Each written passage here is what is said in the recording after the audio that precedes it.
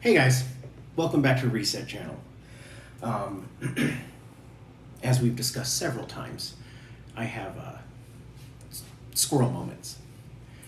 Well, I was driving along and, doing stuff for the other channel, and had this wild thought like, mead sounds pretty good. So I decided I was going to make some mead, and then I decided, well, I'm going to do something that it's been done, but I can only find a couple videos on it, and I'm going to do a blackberry mead, specifically blackberries out of Oregon. For those of you who happen to have been in that area, you know the blackberries over there are by far the best out of anywhere else in the country. So I got honey. I got 6.75 pounds of honey made from bees who pollinate off of the blackberry bushes in Oregon. And I got 3 pounds of blackberries from Oregon as well. And we're gonna use that to make the mead. Now, by no means am I an expert. This is my first time. I went out and I bought all of this equipment today. The hydrometer, the cylinder, this carboy, the other carboy, the siphon, all of it. I've never done this. If something I say looks or sounds a little weird, by all means, please let me know. I'm going off of the information I've been able to acquire from watching several YouTube channels. So by no stretch of the imagination am I an expert. Am I going to pretend to be an expert? But like I said, I have talked to a couple people who do this, and I have gotten into a couple of groups, forums, and asked around a little bit, and I have watched many hours of videos of people doing this start to finish, and I'm pretty sure I've got it down decently. So everything has been sanitized. You can see this bucket here. It's full of water and star sand. So everything's sanitized. Everything was pulled out. Some of it's still soaking because I don't need it yet, and we'll get to that later. But first, I'm going to get some of the juice out of here so I can hydrate the yeast in this. Okay, so that came out a little bit thicker than I thought it was going to. So we added just put a little bit of juice in it because it was like a puree almost. Added some water, and we're gonna throw the yeast in there in just a minute. I went ahead and poured the rest of the blackberry into here with a little bit of water to get it out of the can. And now we're gonna go ahead and throw some of this honey in here. And it's not coming out quite as well as I wanted it to. So I'm gonna have to heat this water back up. Setup took me a little bit longer. So bear with me here for a minute. I'm gonna pause the video. I'm gonna go heat up the water and I'll be back with you guys in just a second. Okay, so got the water heated back up and the honey is currently sitting in it getting warm. But I figured that while we're there, because we're just about to that point, go ahead and get the yeast started into hydrating here into this blackberry juice that I have. And the reason for that, I mean, you don't have to do this, but it gives them a little bit of chance to get going, get the colony formed, and start reproducing before you throw them into 3 gallons full of slop or must, if you will. Now, you see I did the whole package, and the package will do up to 5 gallons. I'm only making 3. Probably just a hair under 3, actually. The reason I did that is you can't really do too much, and the general consensus from what I was seeing from people online is once you hit that 3-gallon barrier, you need to just go ahead and use the whole packet anyway. You don't need to, but that's kind of what people were doing. So we'll go ahead and pause this, and I'll see you guys once I get the honey in there. Okay, so we got all 6 jars of honey in. We got all the blackberry puree in.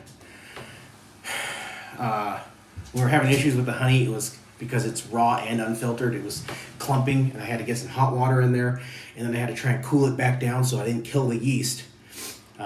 Remember, anything under 50 in I believe it's 50, and they cold crash, and 110 to 20, you'll kill them. So we are at 93 degrees. I just sterilized the thermometer and checked it. And now we're going to pitch the yeast all over the table and into the carboy here.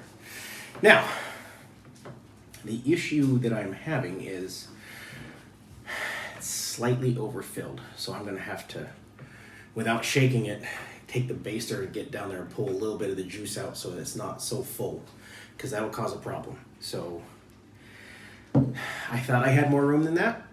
So let me correct this and I'll get back with you guys.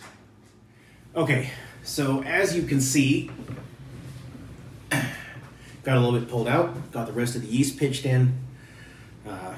Again, that was my screw up. I got a little bit ahead of myself, and while I was worried about everything not being too hot, I had the issue of it not being hot enough. So you gotta be careful about that. I was able to correct it. As you can see, we do have a little bit of positive pressure here in the airlock, so it looks like the yeast is doing its job. And you're not gonna see a whole lot of activity, but I did shake it, and then you see all these bubbles that are forming up here. Some of that is from the aeration, and some of it could be from the yeast. I'll keep an eye on it. I honestly, I'm doubt that we're having a whole lot of activity right now. That positive pressure could have just been from me seating the plunger.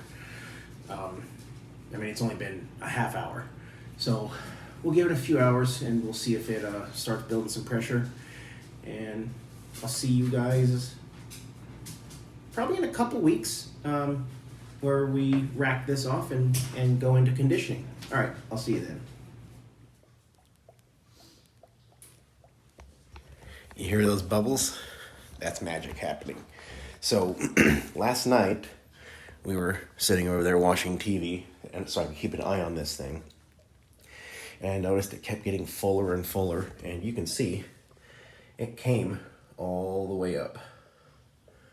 Well, it eventually got to where it was filling the airlock, and that's a problem because the next step is overflow, and that blows the cork out, and from there it just goes bad. So I made a blow-off tube. You can see even when I did that, it went that far up that tube that was in there, and this thing was just going to town. You can see that right here.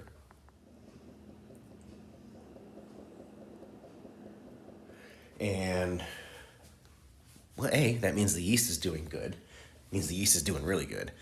But it's finally calmed down enough that I can put the airlock back in. It's kind of going crazy, but not retarded. And it's not overfilling into the neck. So I know they're supposed to be in a dark place. The sun was down. It's just now starting to come up. I'm going to go put it somewhere right now. But I want to get this little clip in for you guys before I did that, because really, this thing's not going to be seen again until September. It's the morning of August 10th. So I'm going to get that set up and taken care of, and I'll see you guys later. All right, so I originally wasn't going to upload this video yet. As you saw in the last clip, I said that I would upload it after I racked. Well, we're like 3.5 weeks from that happening. And B, it's been a long time since I put anything on this channel. So the next video that comes up on this channel will be racking and a taste test, kind of see where we're going, make sure the flavor's kind of where I thought it would be. Maybe I need to change something. I don't know. We'll figure it out. Like I said, I'm new to this. This is my first time, my first attempt, my first. So look forward to early September, another video on this channel where I kind of go over where we're at, what I'm thinking, what I'm feeling, what it tastes like, what changes need to be made. I was planning on the 1st of September, but it sounds like I'm gonna have a load running to Kentucky. So as soon as I get back from that will be that video. And like I said, we'll rack it, we'll do a taste test, we'll see where our alcohol level is, and see what changes need to be made, if any, and talk about those changes if there are any. Also, I already know I'm doing something when I put it after racking into conditioning. I know I'm doing something there. So stay tuned and see what kind of changes I make. Remember, we started with blackberries and honey, and I know I'm putting in a third ingredient, and we'll see if anything else is needed on top of that. And then it'll be probably 3 or 4 months at a minimum before we actually do the bottling and real tasting. So stay tuned for that as well. That's gonna do it for this one. I'll see you guys in the next one here in right about 4 weeks, a little less. Take care, and I'll see you then.